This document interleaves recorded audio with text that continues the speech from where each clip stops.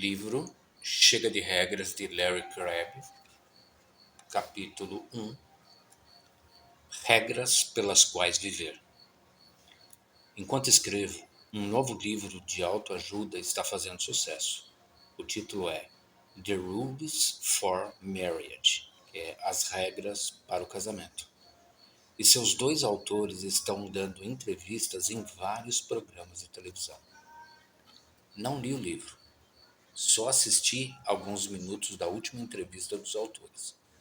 Uma regra. Penso que a de número 12 diz o seguinte: não compare o seu cônjuge com o de outra pessoa. Bom conselho. Experimente mencionar a seu marido, por mais doce que seja a sua voz, que o marido de Sally faz o jantar várias vezes por semana e certamente terá uma noite de discussões com ele. É verdade, as coisas funcionam assim.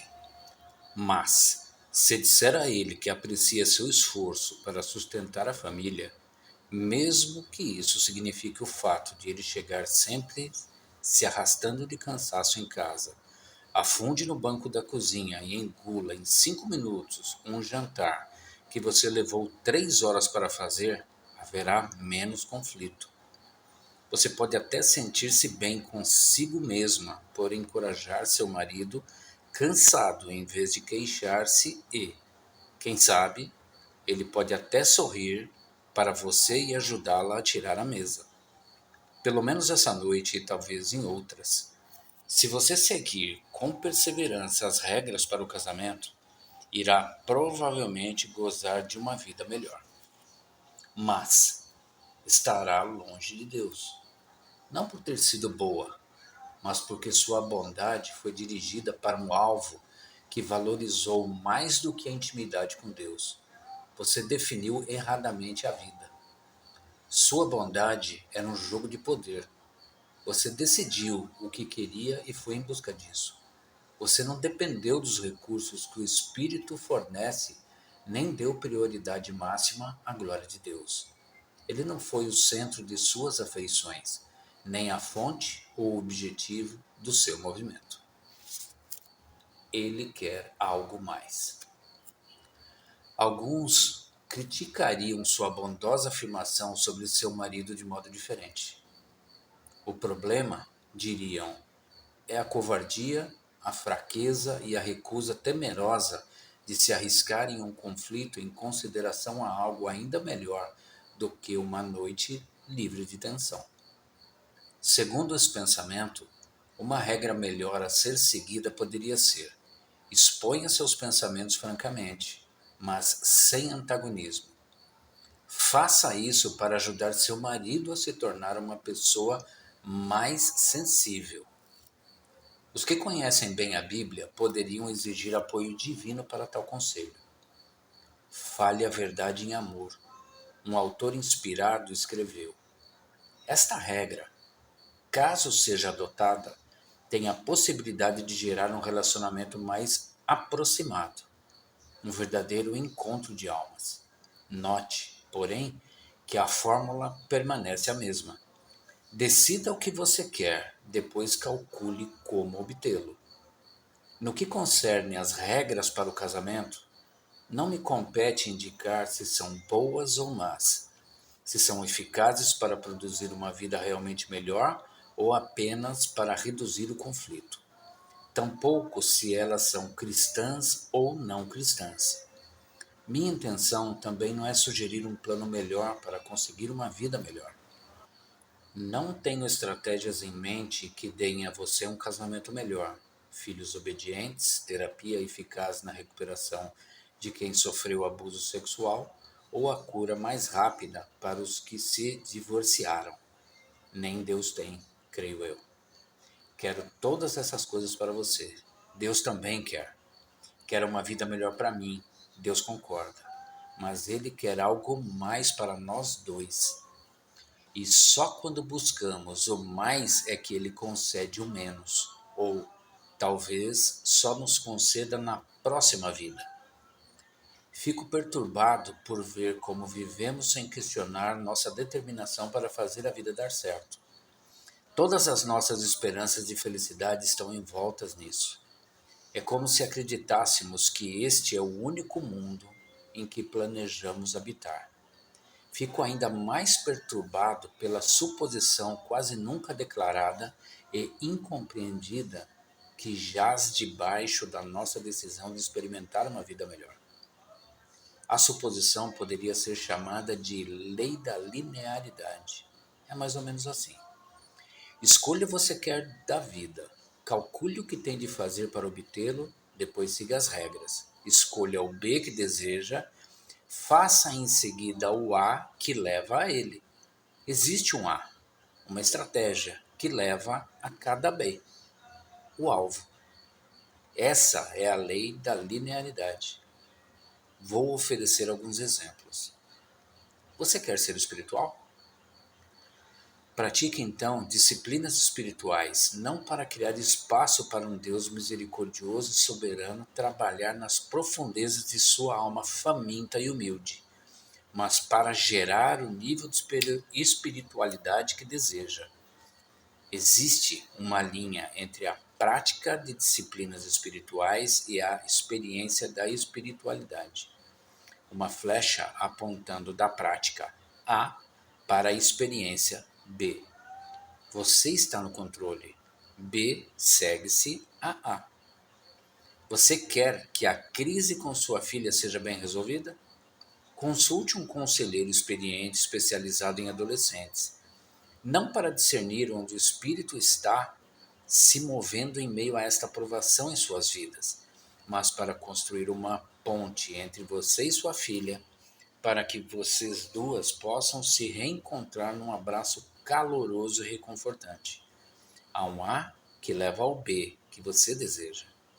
Não se preocupe com o fato de essa reconciliação com sua filha ter se tornado uma prioridade maior do que a aproximação de Deus.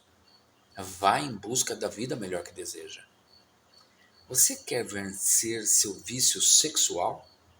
Junte-se a um grupo de homens que sejam sérios sobre a pureza moral, não para deleitar-se na graça de Deus e descobrir como anseia conhecê-lo, mas para encontrar a ajuda que precisa a fim de manter-se afastado da pornografia. O ponto é firmar a sua vida e não fechar-se para Deus. Existe um meio para fazer isso. A lei da linearidade declara: seja prático. Calcule o que é necessário para resolver o seu problema. Em termos gerais, todos queremos que a nossa vida funcione bem, para tornar-nos melhores do que eles ou permanecermos tão bons quanto eles. Quando esse desejo se torna nosso alvo, o objetivo ao qual damos mais valor, acreditamos que a lei da linearidade é eficiente. Queremos crer que existe um A que podemos fazer nos levar ao B que desejamos. Nossas vidas se tornam então um esforço contínuo para descobrir e seguir os princípios que irão prover uma vida que nos faça sentir bem. Isso dá certo algumas vezes. Fique calmo em vez de gritar quando sua filha adolescente lhe conta que está grávida. E você poderá preservar um relacionamento bastante bom para enfrentar a crise. Seja honesto com um grupo de homens sobre seus problemas sexuais e você poderá resistir melhor à tentação.